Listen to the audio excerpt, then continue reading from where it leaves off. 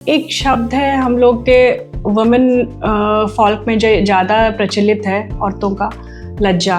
तो सोशल हो गया, कल्चरल हो गया, या लैक ऑफ अवेयरनेस बोल लो, जिसके कारण हम लोग का जिस टाइम में डॉक्टर को आके हम लोग को दिखाना चाहिए, ये सिम्टम्स हम लोग का इम्पॉर्टेंस देना चाहिए, वो हम लोग के समझ में आता नहीं है क्योंकि अवेयरनेस ही नहीं है। तो वैसे ही एक टॉपिक मैं आज लेके आपके सामने आई हूँ, मेनोपॉज। ये डिस्कस करना खुल के बहुत ज़रूरी है क्योंकि ये हम लोग के मेंटल और फिज़िकल हेल्थ के साथ रिलेटेड है। एंड ये हम लोग अपने लाइफ का ऑलमोस्ट 30-35 ईयर्स, अगर लाइफ स्पैन बोल के चलो कि 75 है, तो ऑलमोस्ट 30 ईयर्स हम लोग इसके साथ गुजारते हैं।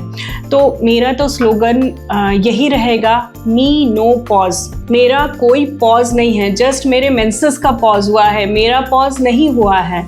मेनोपॉज क्या होता है कि 12 मंथ्स, अगर 12 महीने आपका कंटिन्यूसली पीरियड्स बंद है, उसको हम लोग बोलते हैं मेनोपॉज। इसका ये जो फेज़ है ये मोस्टली 45 to 55 एज के अंदर आता है। और इससे पहले पेरीमेनोपॉजल ट्रांजिशन पीरियड एक आता है जहाँ की हम लोग का ईस्ट्रोजन डाउन हो के जाता है। उसमें हम लोग के पीरियड्स इरेगुलर आते हैं, जैसे 3 महीने में आया, 4 महीने में आया, 5 महीने में आया, धीरे धीरे करके बंद होता है। लेकिन इसका मतलब ये नहीं है कि अगर आपको उस पीरियड में अगर आपको ज़्यादा ब्लीडिंग हो रहा है या फिर बहुत फ्रिक्वेंटली ब्लीडिंग हो रहा है तो आप वो सिम्टम्स को इग्नोर कर रहे हैं। आपको ये जानना बहुत ज़रूरी है कि आफ्टर 40 हम लोग का कैंसर्स का रिस्क भी बहुत ज़्यादा बढ़ता है, तो हम लोग को उस चीज़ पे भी ध्यान देना चाहिए। क्यों मैं ये बोल रही हूँ, क्योंकि गाँव में ये बहुत प्रचलित है कि हाँ इरेगुलर ब्लीडिंग हो रहा है या ब्लीडिंग ऐसे हो रहा है, तो लोग औरतें अपने आपस में डिस्कस करती हैं, हाँ मैं आपका पीरियड्स रुकने वाला होगा इसलिए ऐसे